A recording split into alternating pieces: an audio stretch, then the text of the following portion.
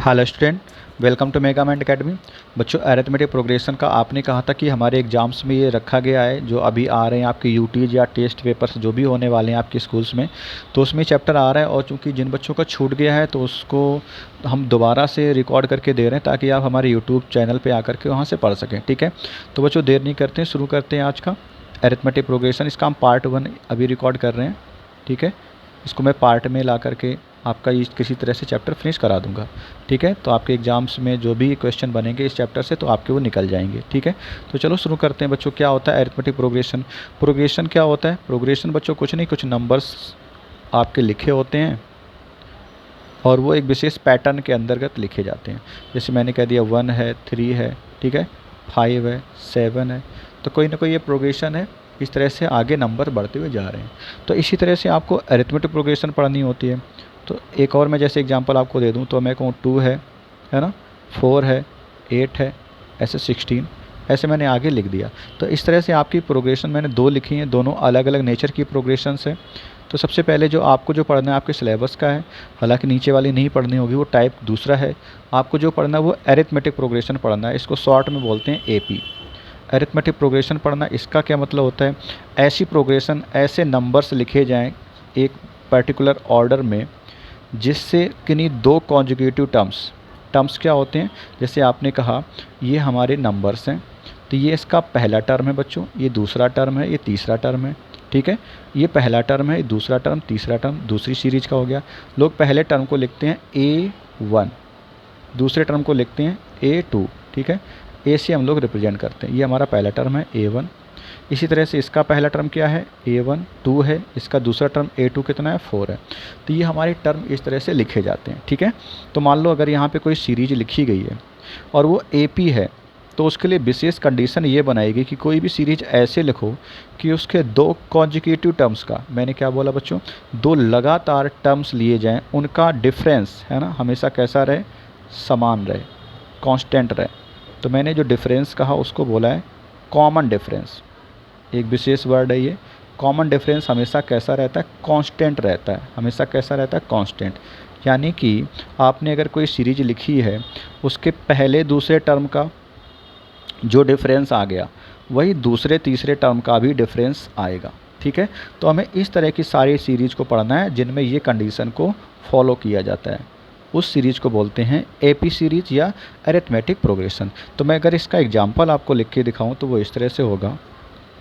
जैसे मैंने कहा 2, 5, ठीक है, अब की बार क्या लिखेंगे? 8 लिखूंगा, फिर क्या लिखूंगा? 11 लिखूंगा। मैं कैसे लिखना वो भी आपको बताता हूँ। बच्चों, मैंने इसका पहला टर्म लिखा वो A1 है, अभी मैं A1 बोल रहा हूँ। और बुक बाय बुक इसके टर्म्स को दूसरे शब्दों में भी बताया जा सकता है या दूसरे सिंबल से रिप्रेजेंट किया जा सकता है। तो अभी मैंने बोला कि पहला टर्म A1, दूसरा टर्म अगर मैं A2 कहूँ, तीसरा टर्म को मैं क्या बोलूँगा? A3 बोलूँगा, चौथे टर्म को मैंने कहा A4 है। तो हमारे पास A1 इक्वल टू कितना बच्चों? 2 है, A2 कितना है? 5 है, A3 कितना है? 8 है, और A4 कितना है बच्चों? 11 है। ठीक है, आपको आई थिंक ये सारी बातें समझ में आ रही होंगी। तो आप अच्छे से पढ़ते रहिए ताकि आपका कोई भी क्वेश्चन एग्जाम में जो आए, आपके टेस्ट में आए, वो ख़राब ना हो आपका टेस्ट पेपर। चलिए देखते हैं। तो मैंने कहा इनका डिफरेंस लगा लो, किन्हीं 2 लगातार, कॉमन डिफरेंस है ना, किन्हीं 2 लगातार टर्म्स का। तो मैं कह रहा हूँ पहला दूसरा टर्म यानी A1 A2 के बीच का डिफरेंस ले रहा हूँ। तो मैंने कहा A2 माइनस A1 जरा करके देखो कितना आता है। तो मैंने कहा 5 माइनस 2 करेंगे, कितना आया? 3 आया। ठीक है, अभी और देख लेते हैं आगे। ऐसा तो नहीं कि कुछ दूर तक हमारी सीरीज इस तरह से चली, आगे कुछ और गड़बड़ हो जाए। तो मैं अब की बार कह रहा हूँ A3 से A2 सब्ट्रैक्ट करो, लगातार टर्म लिए गए, तीसरे से दूसरा, दूसरे से पहला, इस तरह से सब्ट्रैक्ट कर रहे हैं बच्चों। तो मैंने इसका डिफरेंस लिया तो 8 माइनस 5 किया, अब कितना आया? 3 आया। आपने देखा यहाँ पे कि इन दोनों टर्म्स का डिफरेंस कितना है? 3 था, अभी भी यहाँ पे 3 ही आ रहा है, और 8 3 11, यहाँ भी 3 आ रहा है। तो इस तरह से बच्चों एक सीरीज लिखी गई है जिसके टर्म्स के बीच में जो डिफरेंसेज है वो हमेशा कैसा? कांस्टेंट है, इक्वल है, समान है ना। ये सारे शब्द एक जैसे ही हैं, हमेशा समान डिफरेंस रहता है टर्म्स के बीच में। ऐसी सीरीज को क्या कहते हैं? एपी में। तो अगर मैं कहूँ कि क्या ये एपी सीरीज है तो yes, it is an AP series. आपसे ऐसे ही क्वेश्चन बन जाते हैं कि आपको बताना है कि क्या कोई सीरीज एपी है या नहीं। तो अगर आपको ऐसे बताना पड़ेगा कोई सीरीज एपी है कि नहीं, तो उसके लिए क्या करेंगे? उसके लिए बड़ा आसान सा बस यही काम करना है बच्चों आपको कि एपी बताने के लिए आपको बस सीरीज में कॉमन डिफरेंसेस निकालने हैं। क्या काम है? सीरीज में कॉमन डिफरेंसेस निकालने हैं। मान लो हमें सीरीज इस तरह से दी गई है, दूसरी सीरीज हमें चेक करना है कि check whether the given series is AP. हमें बताना है कि क्या ये एपी है या नहीं, ठीक है, और नॉट। तो मैंने सीरीज लिखी है 3, 5, आगे लिख दिया 8, आगे लिख दिया 12। इस तरह से मैंने सीरीज लिखी और देखते हैं। तो इसका सलूशन देखते हैं बच्चों। मैंने इस सीरीज़ को सॉल्व करके देना है आपको। मैंने कहा बच्चों इनके बीच का डिफरेंस देखो कितना है। डिफरेंस कितना आया बच्चों? 3 से 5 गए तो 2 मैंने ऐड किया, 5 से 8 गया तो मैंने कितना ऐड किया? 3 ऐड कर दिया। देखो मैंने डिफरेंस बताया था कांस्टेंट है तभी एपी होती है। तो एपी होने के लिए जो डिफरेंस यहाँ 2 है तो यहाँ भी 2 ही होता, या 3 यहाँ पर है तो यहाँ भी 3 होता। आगे भी आप देखना चाहो तो कितना हो गया? 4 का डिफरेंस हो गया। तो ये एपी नहीं है। तो हम क्या लिखेंगे? Not an AP. रीजन क्या है? सिंस कॉमन डिफरेंस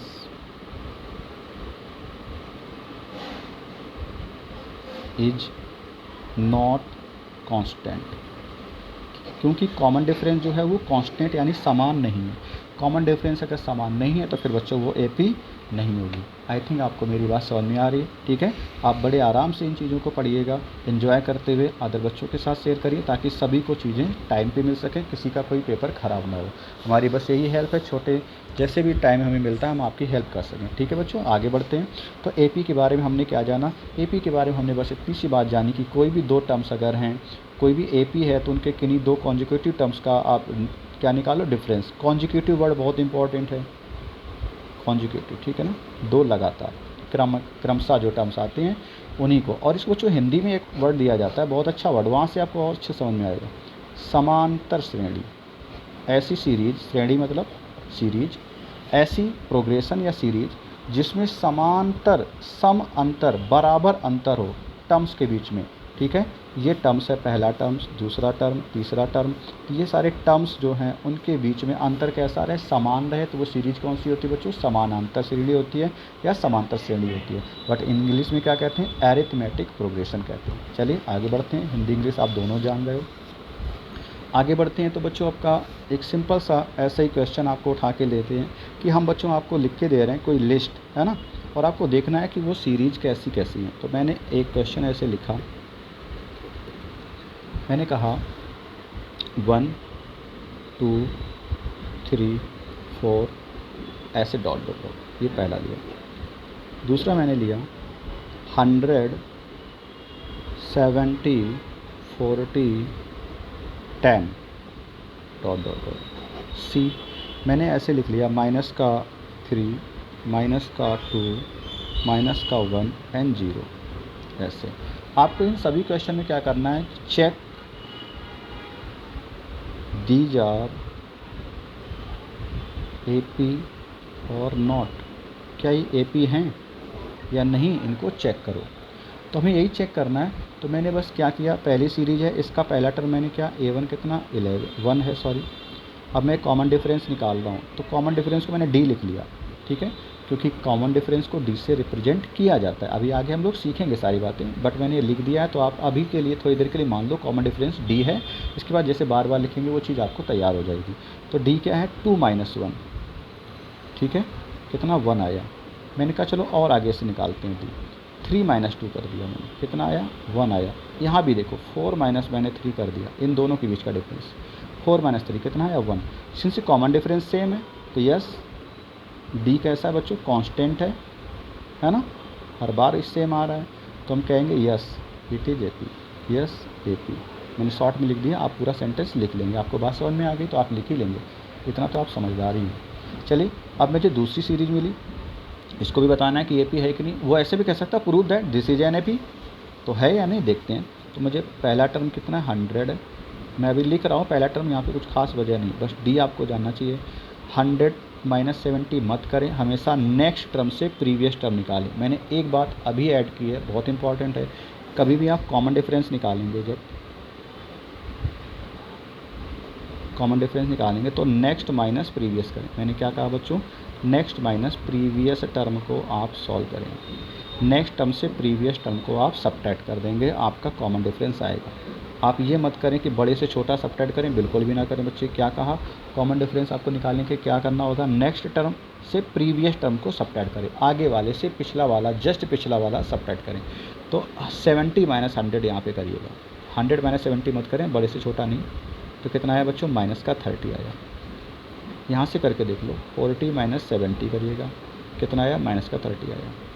यहाँ भी देख लो, 10 माइनस का 40 करोगे तो माइनस का 30 आएगा। हर बार कॉमन डिफरेंस कैसा है, कांस्टेंट है।